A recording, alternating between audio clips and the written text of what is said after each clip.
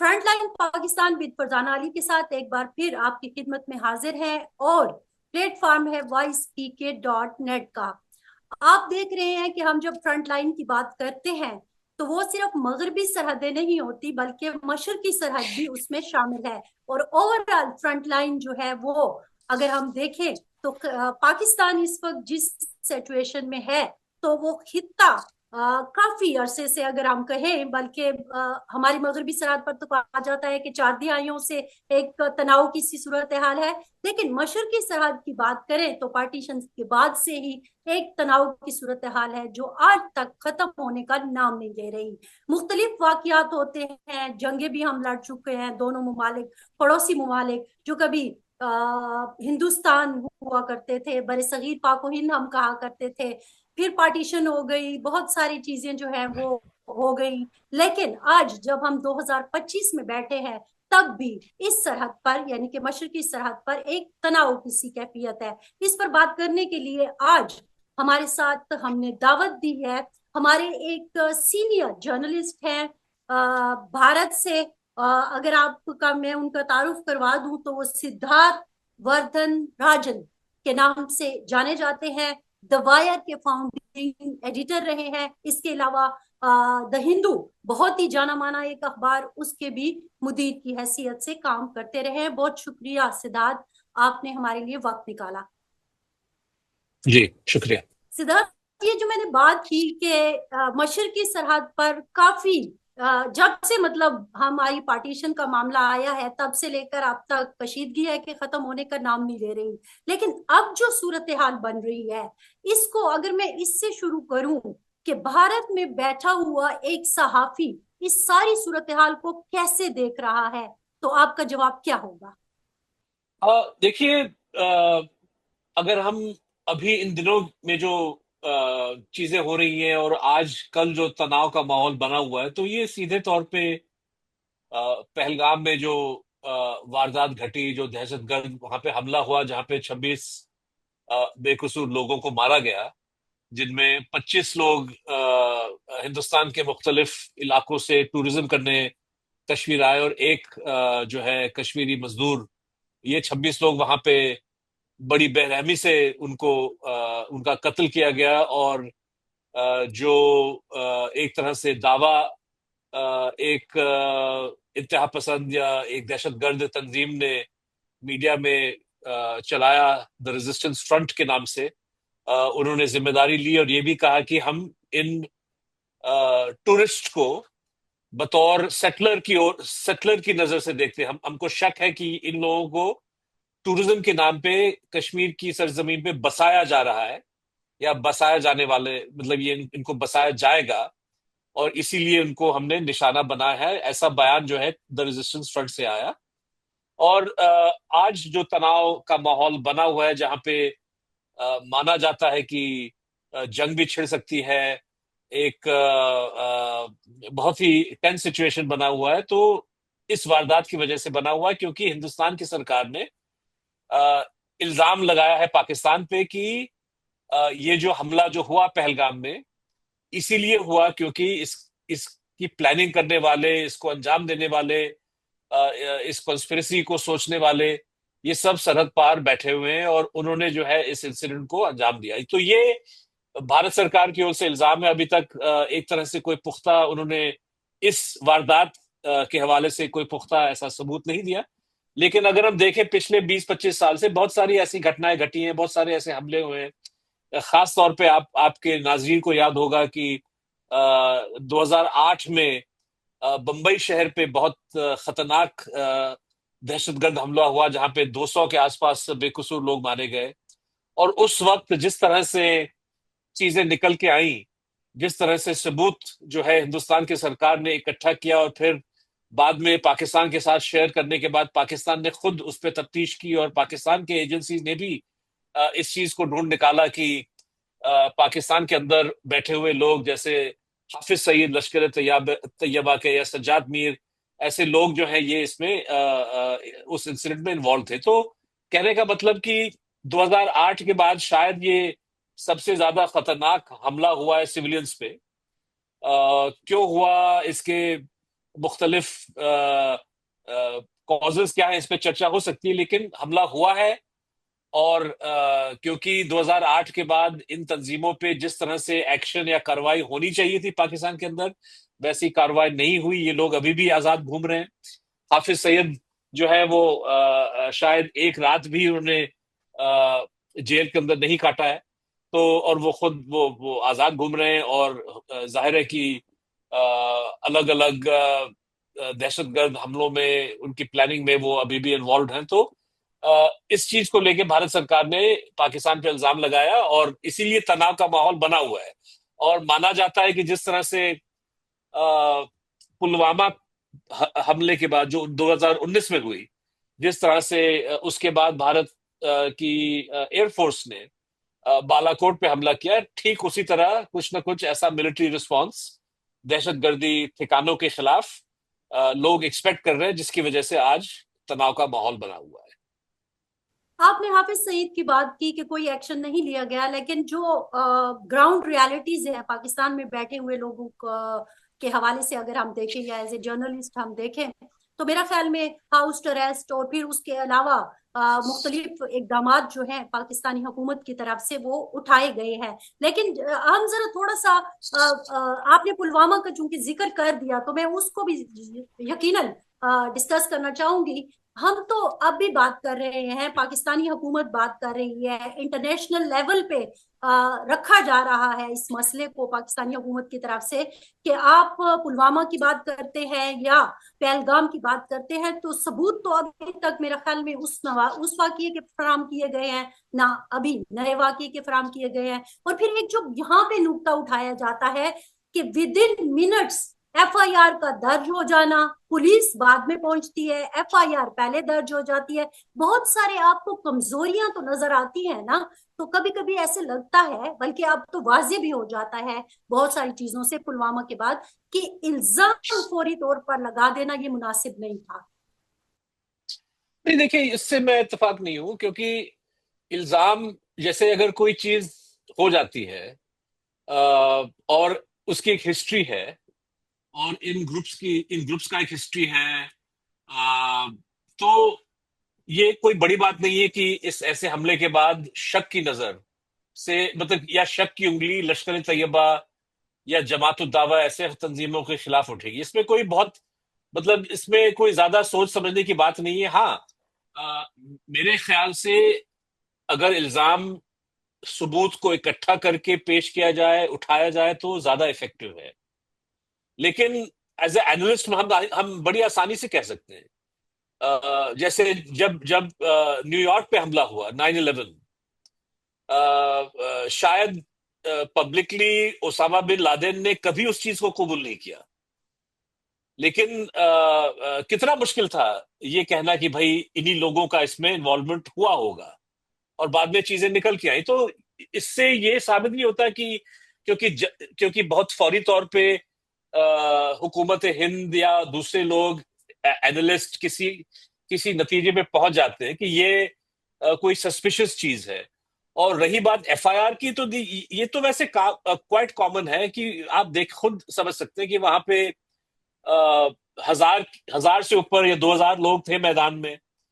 26 लोग जो है उनका कत्ल हुआ, ढेर सारे लोग घायल हुए। तो फौरी तौर पे वहां से फोन इधर उधर लोगों ने करना शुरू कर दिया होगा। तो एफआईआर का दर्ज होना चंद मिनटों में, ये कोई बड़ी बात नहीं है। इससे भी कुछ बल्कि इसी चीज को मैं उल्टा पलट के कह सकता हूं कि क्योंकि आपको ये सस्पिशियस लग रहा है, और हो सकता है कि अगर कोई लॉ इन्फोर्समेंट सिस्टम से वाकिफ नहीं है तो उसको सस्पिशियस लगेगा कि भाई एफआईआर जल्दी क्यों दर्ज हुई। तो अ, अगर अगर ये, जैसे पाकिस्तान में फॉल्स फ्लैग थ्योरी बड़ी जो है इन दिनों जोर पकड़ रहा है, कि लोग कह रहे हैं कि भारत सरकार ने खुद किया है। तो ये तो, मतलब कि आप खुद समझ सकते हैं कि अगर वाकई कोई फॉल्स फ्लैग ऑपरेशन है, तो कोई ऐसी बेसिक गलती कैसे करेगा कि एफआईआर आपने पका के रखा है और आपने फौरी तौर पे जाके जमा कर दिया। तो ये तो फॉल्स फ्लैग थियरी को सपोर्ट करेगा। तो जो अंजाम आप खुद समझ सकते हैं कि कितना गंभीर, कितना संजीदा यह आरोप है, इल्जाम है। और अगर कोई सरकार अपनी ही लोगों को बेरहमी से मार रहा है तो क्या इतनी बड़ी वो गलती करेगा कि इतनी आसानी से कोई पाकिस्तान में बैठ के थियरी पका सकता है कि जी ये तो फॉल्स फ्लैग ऑफ, ऐसा होता नहीं है। एफआईआर जो है किसी लेकिन ने फोन किया, फोन फोन पे दर्ज हो गया। और मतलब ये अगर कोई भारी भरकम को ऐसा इल्जाम लगाएगा कि ये फॉल्स फ्लैग ऑपरेशन है, तो कोई पुख्ता सबूत जो है एक तरह से देना पड़ेगा, जो आज तक किसी भी इंसिडेंट में साबित नहीं हुआ है। किसी भी इंसिडेंट में ऐसा कोई लेकिन सबूत नहीं है। सिद्धार्थ साहब, जबकि सिद्धार्थ साहब जबकि एक मिनट, कुछ ना। अभी अभी मैं खत्म करूं, मैं खत्म करता हूं, उसके बाद आप पूछ लीजिए। जबकि एक हिस्ट्री है India Pakistan cross border terrorism में, एक हिस्ट्री है जहां पे एक बहुत बड़े हमले में पाकिस्तान खुद उस बात को कबूल कर रहा है कि हाँ सबूत है, पाकिस्तान के अंदर जो तंजीम बैठे हुए लाहौर में, मुरीदके में, बहावलपुर में, उनका उस इंसिडेंट से 100% ताल्लुकात था, मतलब पूरा इन्वॉल्वमेंट था। मुकदमे भी दर्ज हुए। तो जब एक हिस्ट्री है, जब पाकिस्तान के अंदर कुछ ऐसी ग्रुप्स बैठी हैं जो मुसलसल हमले करते रहे हैं, तो इस हमले के बाद भी अगर कोई कहे कि भाई पाकिस्तान क्रॉस बॉर्डर टेररिज्म हुआ है, मतलब यू कैन, मतलब मैं कहता हूं एज ए एनालिस्ट ये मुझे कोई सरप्राइजिंग नहीं लगता है। लेकिन मैं फिर भी कहूंगा कि अगर भारत सरकार के पास सबूत है, जिस तरह से मनमोहन सरकार ने सबूत को इकट्ठा किया दिसंबर 2008 के बाद, और फिर अंतर्राष्ट्रीय या बैन अवी जो कम्युनिटी है उसके सामने वो सबूत पेश करके फिर पाकिस्तान पे एक तरह से दबाव का माहौल बनाया, वो ज्यादा इफेक्टिव है मेरी नजरों में। तो अगर भारत सरकार के पास इंटरसेप्ट हैं, इंफॉर्मेशन है, उस चीज को मुझे लगता है कि इंटरनेशनल पब्लिक ओपिनियन में पेश किया जाना चाहिए। लेकिन अगर वो सबूत नहीं है, इससे ये साबित नहीं होता कि इल्जाम एकदम झूठा है। इल्जाम मुझे लगता है कि पक्का है। बहुत अक्सर जो है आपके पास सबूत नहीं होता। नहीं, ऐसे ऐसे नहीं होता सिद्धार्थ साहब। बहुत सारे मामला जो है ऐसे हो रहे होते हैं, सबूत कैसे नहीं होता। आप देखें, दो एटमी ममालिक एक दूसरे के ऊपर ऐसे ही, चूंकि माजी में ऐसा होता रहा है तो इसलिए हमें लगता है कि इस तरह ये भी ऐसे हुआ होगा।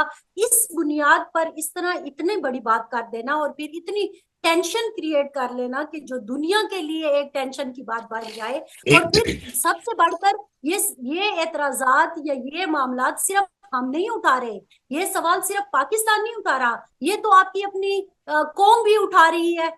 आप देखिए ना कि मुख्तलिफ जो सोशल मीडिया पे व्यूज आ रहे हैं, या फिर मैं सबसे पहले आपकी सुप्रीम कोर्ट की मिसाल दे दूं। उधर पिटीशन गई है कि जनाब अगर आपको लगता है कि वाकई ऐसा है तो आप इसकी जुडिशियल इंक्वायरी करवा दीजिए। वहां पे भी इनकार उनको कर दिया गया कि नहीं, इस वाकये की जुडिशियल इंक्वायरी नहीं हो सकती।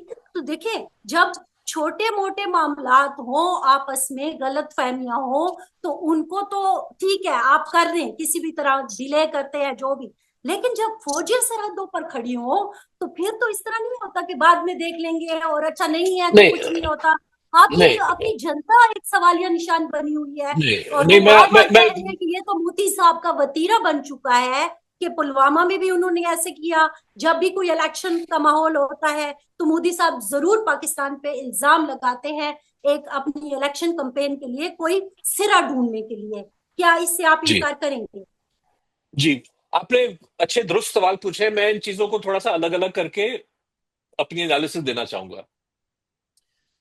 सबसे पहले हम इस सवाल को मेर से हटा दें, और मैं इसीलिए साफ कहना चाहता हूं क्योंकि पाकिस्तान में बहुत आसान है और ये बातें घूम रही हैं कि भाई ये हिंदुस्तान ने खुद किया है, सरकार ने खुद किया है। ठीक है, अगर हम इस इल्जाम को मेर से हटा दें, जो मैं समझता हूं कि एक इररिस्पॉन्सिबल इल्जाम है, बहुत आसान।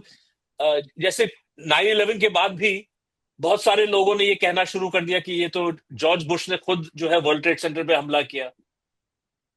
तो ये जो फॉल्स फ्लैग थियरी है, कहीं ना कहीं मतलब कि जो जो आदमी जज्बाती है, ठीक है, जो आदमी, और पाकिस्तान के अंदर मैं मानता हूं कि कश्मीर के हवाले से लोग जज्बाती हैं।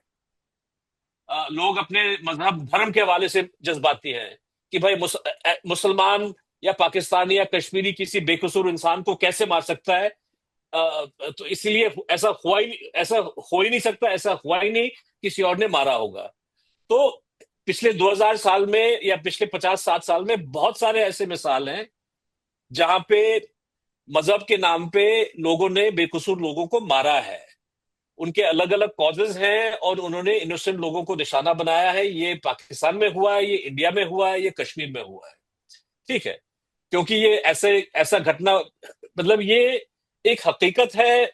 और ये अलग अलग मिलिटेंट ग्रुप्स ऐसा कर रहे हैं, लंबे अरसे से कर रहे हैं। ये पहली दफा नहीं है जहां पे इनोसेंट सिविलियन मारा गया है। पाकिस्तान के अंदर ऐसे ग्रुप्स हैं जो क्रॉस बॉर्डर जो है एक्टिविटी करते हैं। हिंदुस्तान के अंदर हमले के लिए क्लेम भी किया उन्होंने।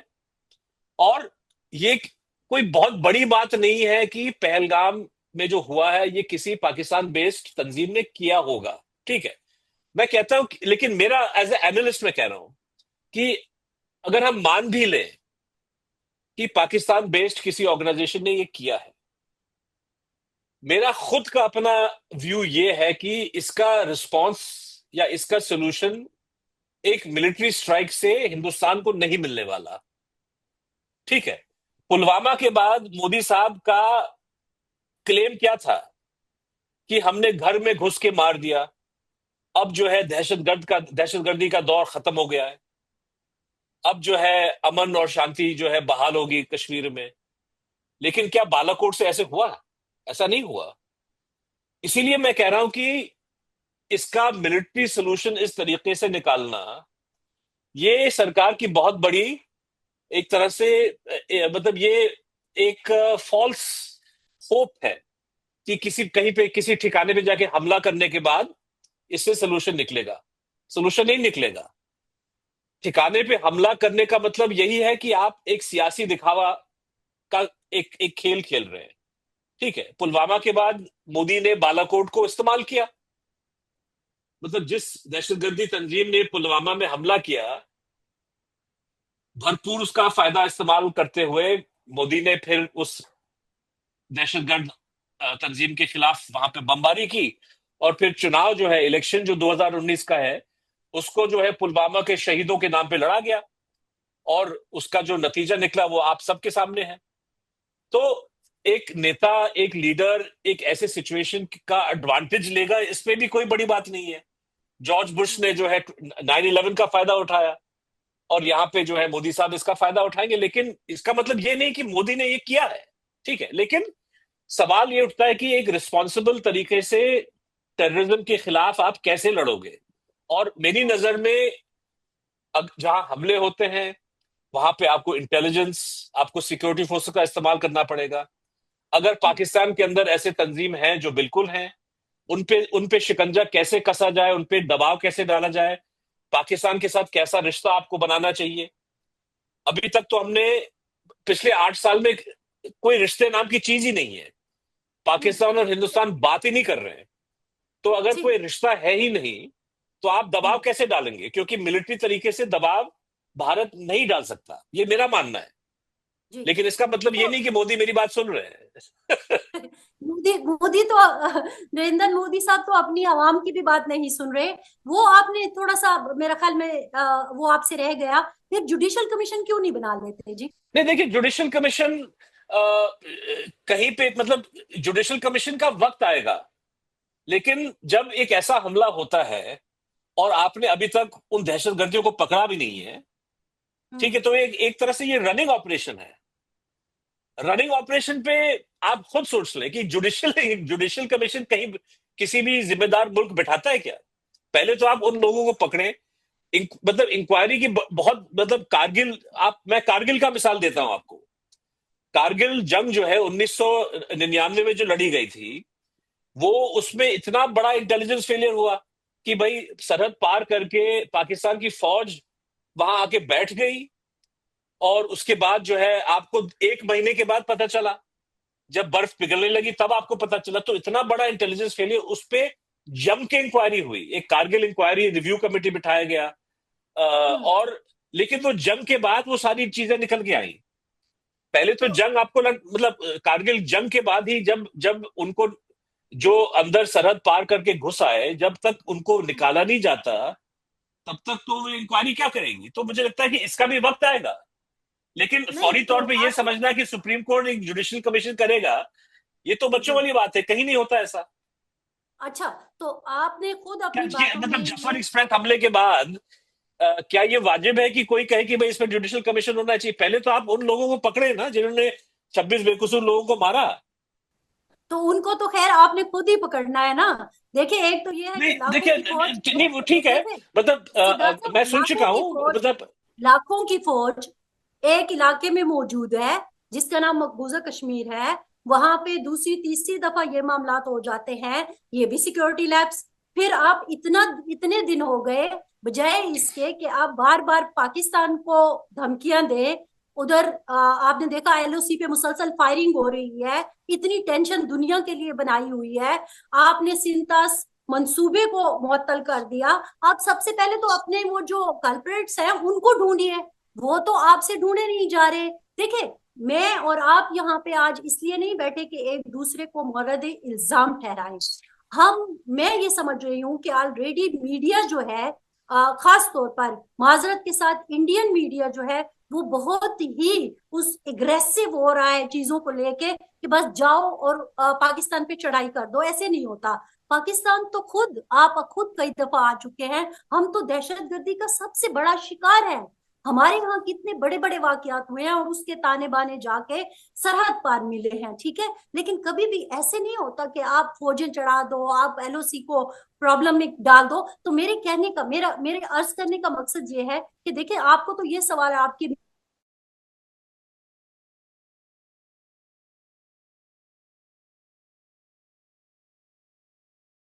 जो जिसको हम गोदी मीडिया कहते हैं हिंदुस्तान में, वो मीडिया जो सरकार की गोदी में बैठा हुआ है और जो 24 घंटे सरकारी बातों को जो है बढ़ा चढ़ा के बताता है, तो इस मीडिया से उम्मीद करना मुझे लगता है कि ये तो बेवकूफी है।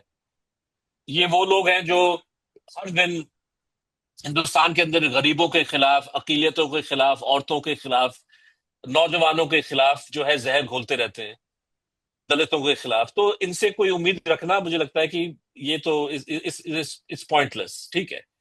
हाँ, ये मतलब मैं तो खुद कह रहा हूँ एज ए रीजनेबल पर्सन कि ये जो हमला हुआ है इसका सोल्यूशन जो है मिलिट्री तरीके से, मिलिट्री अटैक से नहीं निकलने वाला। एग्जैक्टली। अगर अगर अगर मोदी साहब इस भ्रम में हैं, वैसे वो भी इस भ्रम में नहीं है, मतलब उनके दिमाग में, और जो लोग कह रहे हैं कि भाई इसका जवाब हम देंगे, घर में घुस के मारेंगे, ये एक पॉलिटिकल एजेंडा को आगे बढ़ाने की बात चल रही है।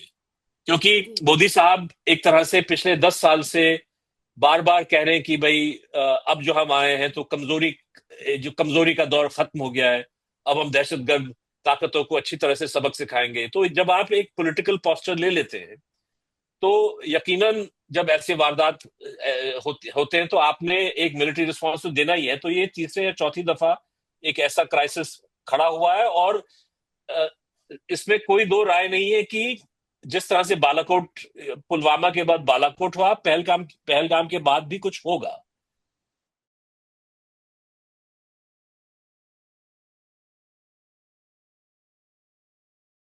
कोई जो भी घटनाएं घटने वाली हैं, जो भी हमला होने वाला है, जो भी लिमिटेड जो है क्लैश होने वाला है, इससे जो है इस मसले का हल नहीं निकलने वाला है। ठीक है, तो इस सवाल को हम इस पे ज्यादा बहस करने की जरूरत नहीं है, और मीडिया इस सवाल को नहीं उठाएगा। ठीक है, लेकिन जो मैं जो आपके नाजरीन को एक तरह से सेंसिटाइज करना चाहता हूं वो ये कि देखिए, ये कहना कि हम खुद दहशतगर्दी के शिकार हैं और इसका मतलब यही है कि हमारे हमारे सरजमीन से कहीं और दहशतगर्द हमला नहीं हो सकता, ये तो इतिहास और जोग्राफिया गवाह है कि बहुत सारे ऐसे मुल्क हैं जहां पे उस मुल्क के अंदर हमला भी होता है, और वो मुल्क जो है उन ताकतों को पनाह देता है जो दूसरे मुल्कों पे हमला करता है।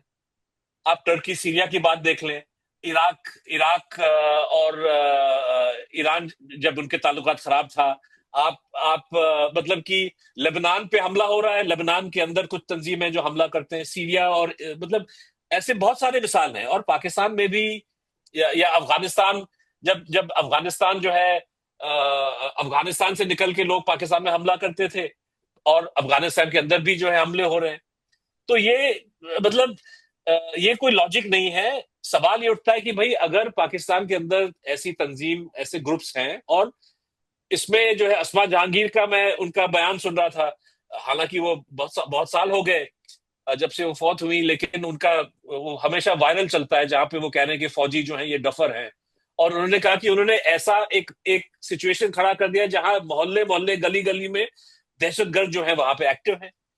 तो unfortunately as a state policy terrorist groups को इंकरेजमेंट मिला है for political reasons in Pakistan. और इन इन लोगों में कुछ ऐसे ग्रुप्स हैं जो पाकिस्तान पे हमला कर रहे हैं, कुछ ऐसे ग्रुप्स हैं जो हिंदुस्तान को निशाना बना रहे हैं। तो इन पे रोक लगाना, इसमें मुझे लगता है कि पाकिस्तान, हिंदुस्तान और देखिए पाकिस्तान। आपने खुद ही इस चीज का इकरार भी कर लिया कि कुछ ग्रुप्स हैं जो पाकिस्तान पे भी हमला कर रहे हैं और फिर इस भारत मैं पे भी हमला कर रहे इकरार हैं। क्यों ना देखिए, करूं, ये तो हकीकत है। मेरे कहने ये तो मेरे हकीकत है। कहने का मकसद, देखें, माजी की बिल्कुल पॉलिसियां थी जिसके ऊपर आज भी, देखिए, सबसे ज्यादा तो हम क्रिटिसिज्म करते हैं ना अपने ही जो माजी की पॉलिसियां थी उनके ऊपर, कि ये चीज, ये चैप्टर हमें क्लोज करके अब हमें नए सिरे से सोचना होगा कि हमारी पॉलिसी हमारे लिए होनी चाहिए। और मेरे ख्याल में उसके ऊपर मुल्क अगर चल भी पड़ा है तो फिर उसको उसको भी देखना चाहिए ना। लेकिन वापस आते हैं आपके उस मसले की तरफ कि आपके अंदर से जो आवाजें उठ रही हैं वो ये कह रही हैं कि चूंकि इंतहा पसंदी इतने अरूज पर पहुंच गई है, तो हर वक्त ठीक है, आपकी फिल्मों में तो ये डायलॉग अच्छा लगता है कि घुस के मार देंगे और ये है वो है, लेकिन मेरा नहीं ख्याल कि इस सिचुएशन में कि दो एटमी कुव्वतें एक दूसरे की आंखों में आंखें डालकर खड़ी हो, ये सिचुएशन तो कूल डाउन करने की जरूरत है ना। आपने खुद कह दिया आपका मीडिया जो है इतना एग्रेसिव हुआ हुआ है।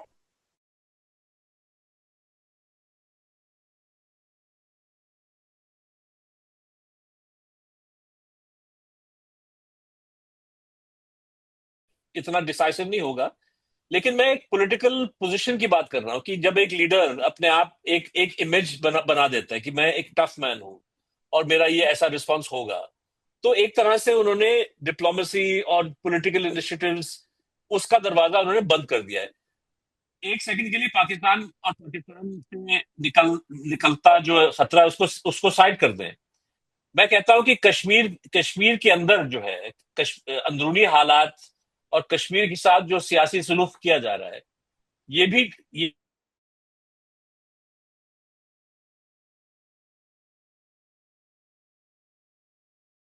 जो एक स्टेट था, उस स्टेट का जो दर्जा जो है 2019 में हटा दिया गया।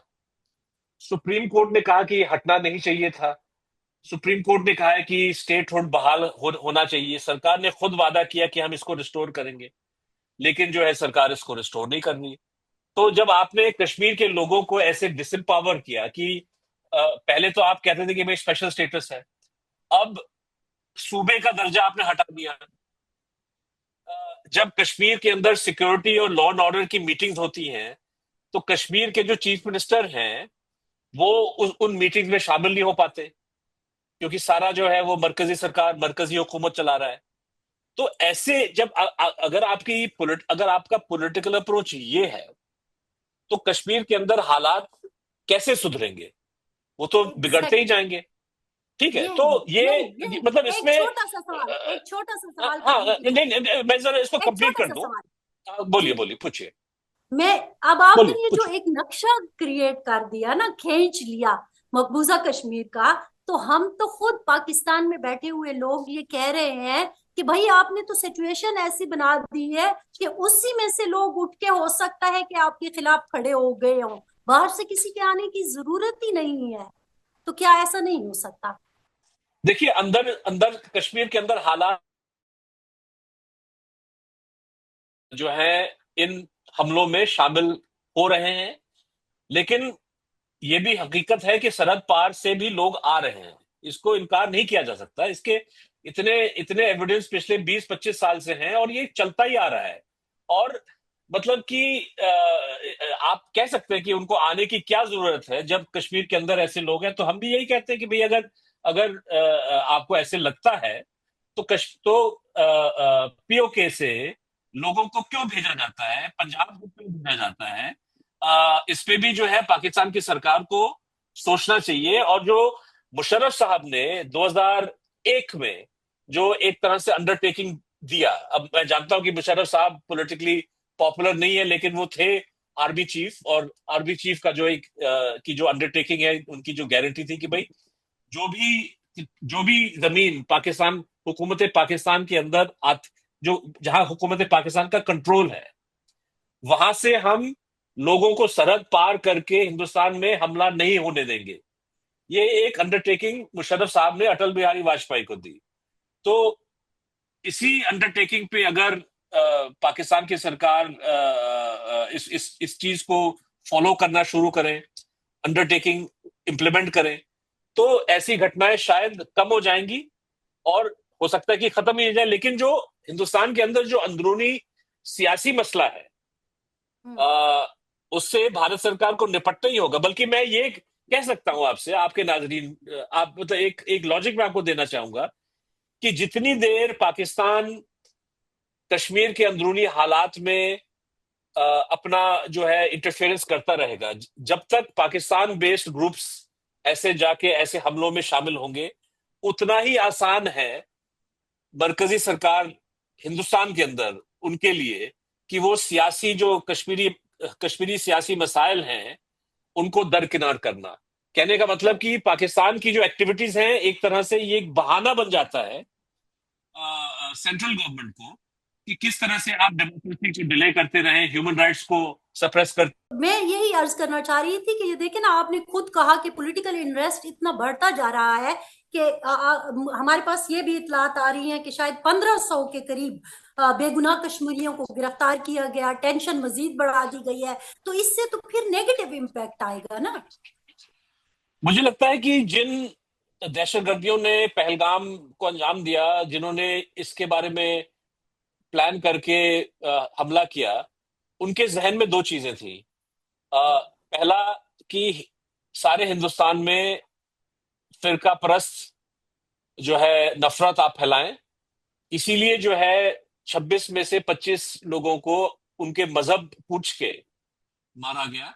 उनसे कहा गया कि भाई आप मुसलमान हो, कलमा पढ़िए। और जो लोग नहीं पढ़ पाए, उनमें से मतलब उनको उनको मारा गया। 25 लोग जो हैं उनको इस तरह से मजहब के बेसिस पे मारा गया, सब हिंदू थे। और एक बेचारा कश्मीरी जो हिंदू नहीं था, उन्होंने लड़ने की कोशिश की तो उसको भी गोली से खत्म कर दिया। और अ, तीन चार जो सर्वाइवर्स हैं, शायद औरतें उनमें से, उनका बयान आया है कि उनमें से कुछ लोगों ने इमोशनल होके दहशतगर्दी से कहा कि भाई आपने मेरे शौहर को मार डाला, मुझे भी मार डालो। तो उन ये टेररिस्ट ने उनसे कहा कि भाई हम आपको इसलिए जिंदा छोड़ रहे हैं ताकि आप बाकी सारे हिंदुस्तान को बता सकते हो कि क्या हुआ है। ठीक है, तो मुझे लगता है कि हिंदुओं को चुन के निशाना बनाना और इस बात को फिर सारे हिंदुस्तान में फैलाना, ये इरादा था, ये मकसद था, ताकि सारे हिंदुस्तान में धर्म और मजहब के आधार पे, बेसिस पे टेंशन बढ़े। और मुझे लगता है कि दहशतगर्दियों को अच्छी तरह पता था कि भारतीय जनता पार्टी से जुड़े हुए जो लोग हैं, जो दिन रात मजहब के बेसिस पे नफरत वैसे ही फैलाते रहते हैं, वो इस बात को भरपूर इसको उठा के अपनी सियासी रोटियां सेकना शुरू करेंगे। और यही हुआ है कि सारे हिंदुस्तान में छुटपुट जो है ऐसे इंसिडेंट्स नजर आए, जहां पे कश्मीरी स्टूडेंट्स पे हमला हुआ है, कुछ कुछ यहाँ पे लोग एंटी मुस्लिम बातें कर रहे हैं।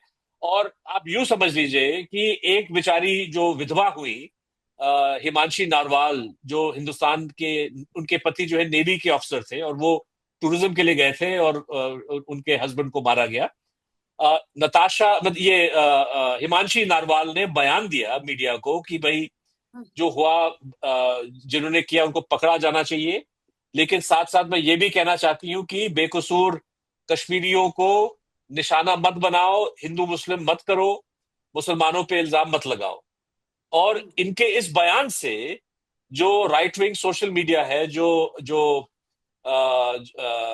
जो है रूलिंग पार्टी से जुड़े हुए जो लोग हैं, इस कदर इस बेचारी लड़की पे टूट पड़े हैं कि जो 5 या 6 दहशतगर्द थे पहलगाम में, जहां कहीं वो बैठे हुए हो, अगर वो सोशल मीडिया देख रहे हैं, तो वो इतने खुश होंगे कि 26 लोगों को उन्होंने वहां पे भून डाला।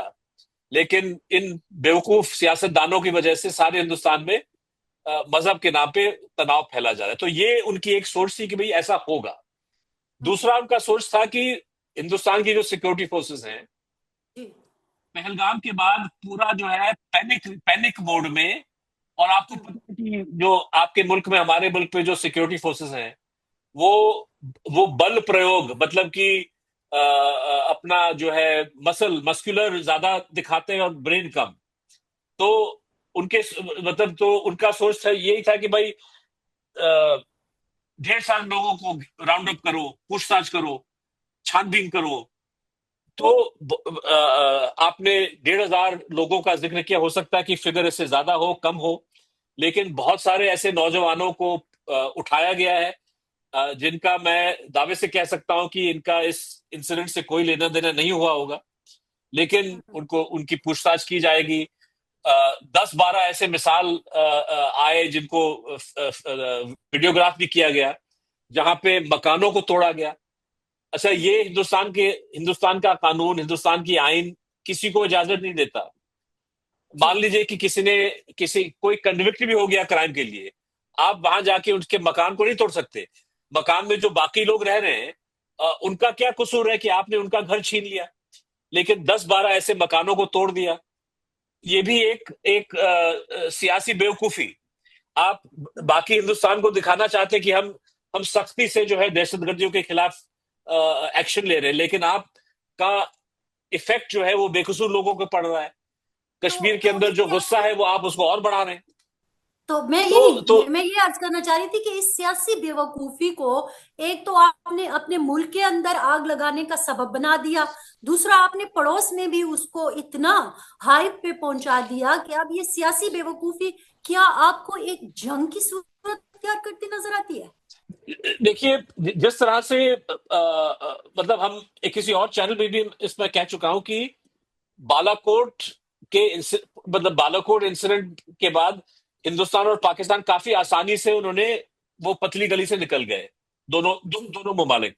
बालाकोट में जो मतलब हिंदुस्तान ने क्लेम किया कि 300 लोग हमने मार दिए, पाकिस्तान कहता है कि भी आपने तो किसी को नहीं मारा, 2 दरख्तों को आपने डिस्टर्ब किया। उसके बाद पाकिस्तान ने एक जवाबी हमला हम्म। सरहद पार में दिया, एयरफोर्स उनका, और जहां हम्म। पे वहां पे भी कोई मरा नहीं। तो एक तरह से दोनों मुल्क बड़ी आसानी से उनका डिसंगेजमेंट मुमकिन हो पाया बालाकोट के बाद। सही। मैं उम्मीद करता हूं, मैं चाहता हूं, मैं वैसे तो मैं बिलीवर नहीं हूं, लेकिन अगर मैं बिलीवर होता तो मैं प्रार्थना करता ऊपर वाले से कि भाई ये जो अभी होने वाला है इसमें भी ऐसा कोई एक इजी रास्ता ढूंढ निकाले जिससे भारत और पाकिस्तान जंग से बच जाएं। क्योंकि जंग जो है, हर कोई जानता है कि जब दो दो दो एटमी ताकतें हैं, उनके बीच अगर हम्म। जंग हो तो ये कहाँ जाके खत्म होगा ये कोई तय नहीं कर हम्म। सकता। मुझे लगता है जी। कि कहीं ना कहीं हिंदुस्तान और पाकिस्तान के जो मिलिट्री कमांडर्स हैं वो भी इस बात को अच्छी तरह समझते हैं, और कहीं ना कहीं जो सियासतदान है वो भी इस बात को समझते हैं। सही। कारगिल का जो युद्ध है, हम दोनों एटमी एटमी पावर थे, लेकिन कारगिल जो है वो एक सीमा से ज्यादा वो नहीं बढ़ा। तो मैं उम्मीद करता हूँ कि जो भी होगा ये पॉलिटिकल शो के लिए होगा, और इसका एक लॉन्ग टर्म नेगेटिव कॉन्सिक्वेंस पूरे खित्ते के लिए नहीं मिलेगा हमको, ये मेरी उम्मीद है। और इसी हम्म। उम्मीद के साथ शायद इस बात को यहाँ खत्म करनी पड़ेगी बस हमको। खत्म बिल्कुल करते हैं, लेकिन आखिर में छोटी सी बात और करूंगी, क्योंकि जी। पानी का मसला जो है वो भी एक जंग की सूरत इख्तियार कर गया है। तो आपको क्या, आज तो यही भी खबरें आ रही थी कि मकबूजा कश्मीर का जो एक डैम है, उनसे कुछ बंद करने की कोशिश की गई है, जिससे हमारे दरियाई चनाब में पानी का बहाव कम हो गया है। इसी तरह किशन गंगा की भी बातें हो रही हैं। तो क्या आपको लगता है कि ये वाकई इस तरह करने जा रहे हैं? देखिए, ऐलान भारत सरकार ने ऐलान तो दिया है कि हम हम्म। इंडस वाटर ट्रीटी को एक तरह से उस पे स्टे लगा रहे हैं, ठीक है। अब ट्रीटी को इस तरह से आप इसको खत्म नहीं कर सकते। इरादा हम्म। अगर आपका है भी, मंसूबा अगर आपका है भी, तो पानी एक ऐसी कुदरती चीज है जिसको रोकने के लिए आपने इंफ्रास्ट्रक्चर तैयार करना है। इंफ्रास्ट्रक्चर अगर आपने तैयार किया भी, तो हम्म। पानी आपने रोक दिया, उस पानी का इस्तेमाल आप कैसे करोगे? जब तक आप उस पानी को इस्तेमाल नहीं करोगे, तब तक जो है वो आपके यहाँ आपने रोकने का मतलब होगा कि आपके यहाँ सैलाब होगा। तो जी। कुदरती चीज है ये। आप आसानी से वाटर एज अ वेपन इस्तेमाल नहीं कर सकते लॉन्ग टर्म। हाँ, कुछ सोच समझ के कुछ ऐसे प्रोजेक्ट्स तैयार किए जा सकते हैं जहां पे पानी का इस्तेमाल हो सकता है, लेकिन सबसे ज्यादा एफिशिएंट इस्तेमाल पानी का वो तो आपको हाइड्रो इलेक्ट्रिक प्रोजेक्ट में ही होगा। अब जी। हाइड्रो इलेक्ट्रिक प्रोजेक्ट में जब तक आप पानी छोड़ोगे नहीं, हम्म। तब तक बिजली जो है पैदा नहीं होगी। बिजली का पैदावार तभी होती है जब आप इकट्ठा किए हुए पानी को छोड़ दोगे, और हम्म। पानी छोड़ोगे तो फिर पाकिस्तान तो ही तो जाएगा। इसीलिए जी। मुझे लगता है कि ये भी एक पॉलिटिकल ज्यादा एक शो के लिए है। शांत है। शॉर्ट टर्म हम्म। में अगर हम देखें, पाकिस्तान जो 3 दरियाएं हैं, इससे तकरीबन 150 मिलियन एकड़ फीट हर साल पानी पाकिस्तान को मिलता है। जी। बगलिहार डैम जिसका आप जिक्र कर रहे हैं, इसमें जो स्टोरेज कैपेसिटी है ये शायद 1 मिलियन एकड़ फीट से कम पानी की हम बात कर रहे हैं। तो कहाँ 1 मिलियन और कहाँ 150 मिलियन। खुद आप इसका मैथमेटिक्स निकाल सकते हैं कि हाँ, शॉर्ट टर्म थोड़ा तकलीफ, थोड़ा तंग जरूर इस पानी के रिलीज के खिलवाड़ के साथ हो सकता है, लेकिन कोई ऐसा बहुत बड़ा मसला शॉर्ट टर्म में नहीं होगा। लेकिन हम्म। फिर भी मैं कहूंगा, as a responsible South Asian, अगर हम जनूबी एशिया की बात करें, तो ये जो हमारे दरियाएं हैं ये एक शेयर्ड रिसोर्स है। और हम्म। एक शेयर्ड रिसोर्स हमारी शेयर्ड वाटरशेड है, शेयर्ड इकोलॉजी है। दोनों मतलब मुल्क के दोनों, मतलब दोनों मुल्कों के लोग जो हैं क्लाइमेट चेंज से जूझ रहे हैं। अ, जरूरी ये है कि दोनों ममालिक, दोनों सरकार, दोनों हुकूमतें मिलके ये जो इन्वायरमेंटल क्लाइमेट चेंज का जो मसला है इसका हल निकाले, जिसमें रिवर वाटर्स को भी रैशनल तरीके से हम यूज करें, इस पे बातें हों। और जी। हिंदुस्तान ये भी समझ ले कि पाकिस्तान के साथ अगर पानी को एज अ वेपन यूज किया जा रहा है, तो पाकिस्तान तो हिंदुस्तान भी चाइना के हवाले से लोअर राइपेरियन स्टेट है। बहुत सारी ऐसी नदियां हैं जो चाइना से निकल के हिंदुस्तान में आती हैं।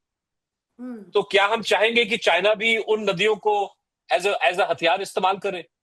और इसीलिए सारे दुनिया में। खसूसन उस वक्त जबकि चाइना ने बहुत ही वाजे तौर पर एक बयान भी दे दिया है जिससे लगता यह है कि वो पाकिस्तान के साथ खड़ा है।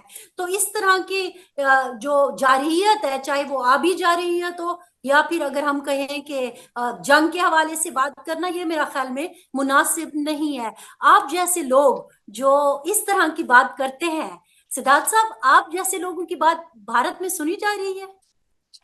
बिल्कुल, बिल्कुल सुनी जा रही है, इसमें कोई दो राय नहीं है। मतलब कि अच्छा। गोदी मीडिया एक और पे है, हम्म। दूसरी इंडिपेंडेंट मीडिया दूसरी ओर पे है। और मुझे लगता है कि जहां तक अवाम की बात है, आप वीडियोस देख लें, सोशल मीडिया देख लें, हमारी आवाज कोई कम बुलंद नहीं है। जी। आपकी आवाज कम थैंक यू। बुलंद नहीं है, लेकिन ओवरऑल जो सिचुएशन है वो कभी कभी इतनी टेंस हो जाती है। और जिस किस्म का आपके मीडिया से वो आ रहा है, हालांकि आप देखें ना, ईरान का देख लें, चाइना का देख लें, तुर्किया का देख लें, इवन कि अमेरिका का देख लें, मुख्तलिफ ममालिक की तरफ से जो बयानात आ रहे हैं, वो हर कोई बात कह रहा है कि काम डाउन करने की कोशिश करें और चीजों को इल्जाम, सिर्फ इल्जाम की बुनियाद पर जंग मुसल्लत करना कोई आसान काम नहीं होता। और खुसूसन जब आप पाक भारत की बात करते हैं, तो खिता तो देखे ना, ऑलरेडी अफगानिस्तान की वजह से मुश्किल में मुब्तला है। तो मेरा ख्याल में चीजों को समझना चाहिए, लेकिन वही बात आ जाती है कि मोदी सरकार का जो एक पॉलिटिकल इशू है, अब इससे आप इस पूरे मुल्क को निकलते हुए कैसे देखेंगे। देखिए, मोदी साहब आपका चैनल तो नहीं देखते, लेकिन मैं आपके चैनल के हवाले से एक सुझाव देना चाहूंगा कि भाई, आपका पॉलिटिकल एम कुछ जो भी हो, सियासी मंसूबा जो भी हो, इस मंसूबे को आप और अच्छी तरीके से आगे बढ़ा सकते हैं अगर आप इस डिस्कशन को सबूत के बेसिस पे चलाएं। जिस तरह से मनमोहन साहब ने 2008 में हम्म। बॉम्बे पे जो दहशतगर्द हमले हुए उसके बाद जो जिस तरह से हैंडल किया, उस वक्त भी एक बहुत प्रेशर था कि भाई हमला होना चाहिए, हमला होना चाहिए। उन्होंने कहा कि भाई, हम पेशेंटली सबूत इकट्ठा करेंगे, सबूत को हम बैन अवी जो कम्युनिटी है उसके साथ शेयर करेंगे, हम पाकिस्तान को भी कन्फ्रंट करेंगे इस सबूत के साथ। पाकिस्तान से फिर हम ये डिमांड करेंगे कि भाई, आपकी सरजमीन पे जो लोग बैठे हुए हैं, जिनकी रिकॉर्डिंग्स है हमारे पास, जिनका प्लानिंग का सबूत है हमारे पास, हम चाहते हैं कि आप उन पे कानूनी कार्रवाई करें। और वो स्ट्रेटेजी इस हद तक कामयाब था, इस हद तक उसके अच्छे रिजल्ट्स निकले कि 2008 के बाद 17 साल हुए, 17 साल लगे, 17 साल के बाद अब उस कदर सिविलियंस पे कोई हमला हुआ है। ठीक है, तो वो अप्रोच जो है पूरी तरह से हम लोग सक्सेसफुल नहीं थे। जैसे हमने कहा कि हाफिज सईद और ये बाकी जो दहशतगर्द लोग हैं अभी भी आजाद घूम रहे हैं। आप कह रहे हैं कि हाउस अरेस्ट है, लेकिन हाउस अरेस्ट का मतलब देखिए, अगर आपको इंटरनेट मुहैया है, अगर आप फोन पे हैं, तो सारी प्लानिंग आप कर सकते हैं। उस चलिए उस इशू को ना आगे बढ़ाएं, लेकिन हमारी नजरों में 26/11 बॉम्बे पे के हमलावर जो अंजाम देने वाले लोग थे, प्लानिंग करने वाले लोग थे, उनको अभी तक जस्टिस, उनके खिलाफ एक्शन नहीं लिया गया है। वो एक्शन होना चाहिए और भारत को चाहिए कि इस हमले के हवाले से जो भी सबूत हैं, इसको भी इकट्ठा किया जाए, इसको भी एक बड़ा चढ़ा के आगे फिर इसको पुश किया जाए, ज्यादा बेहतर होगा। और उससे जो है जो भी सियासी मंसूबे हैं वो भी दुरुस्त होंगे, बजाय इसके कि हम इस भ्रम में न रहें कि सिर्फ कहीं पे हमला करके, सिर्फ किसी के घर में घुस के मारने से इस मसले का हल निकलेगा। इस मसले का हल नहीं निकलेगा। मसले का हल तभी निकलेगा जब आप एक सीरियस इंटेलिजेंस बेसिस पे इंफॉर्मेशन इकट्ठा करें, सबूत इकट्ठा करें, और इस बात को कॉम्बिनेशन ऑफ डिप्लोमेसी, कोअर्शन, अलग अलग जो इंटरनेशनल जो टूल्स हैं आपके पास, इस उसको इस्तेमाल करते हुए आप फिर एक अपने एंड पॉइंट तक पहुंच सकते हैं। यही मैं कहना बहुत चाहूंगा। शुक्रिया, बहुत शुक्रिया सिद्धार्थ साहब। हमारी भी यही कोशिश थी कि आज की ये जो डिस्कशन है उसको जरा एक लॉजिकल आप कहें कि बेस पर आगे बढ़ाएं और चीजों को जरा गुस्से से हट कर एक मुनासिब तरीके से डिस्कस करने की कोशिश करें। और बहुत शुक्रिया कि आपने हमें एक बड़ी ही वाज़ेह पिक्चर जो है वो दिखा दी है। कमजोरियां देखें दोनों तरफ है। मैं तो पहले ही कह चुकी हूँ कि जितना मेरा ख्याल में पाकिस्तान का मीडिया खुद अपनी पॉलिसीज को डिस्कस करता है और उन पे के ऊपर क्रिटिसिज्म भी करता है, तो आप देखें कि वो काफी उसकी पॉजिटिव चीजें भी हमें नजर आती हैं। अगरचे अभी भी बहुत सारा काम करने की जरूरत है, लेकिन एकदम से मीडिया का इस तरह गुस्से में आ जाना और फिर अपने अपने प्राइम मिनिस्टर पर या फौजों पे ये दबाव डालना कि जाओ और लड़ाई कर दो, ये मुनासिब नहीं है। तो उम्मीद है हमारी गुफ्तगू से कुछ अच्छा भी एक पॉइंट ऑफ व्यू भी लोगों के सामने आया होगा, जो हमारा मकसद भी था। आपका बहुत शुक्रिया कि आपने हमें इतना सारा टाइम दिया। इंशाल्लाह जिंदगी रही तो आपसे फिर भी बात होगी और उम्मीद है कि तब अमन के दिनों में होगी। बहुत शुक्रिया thank you sir. Farzana. Thank you.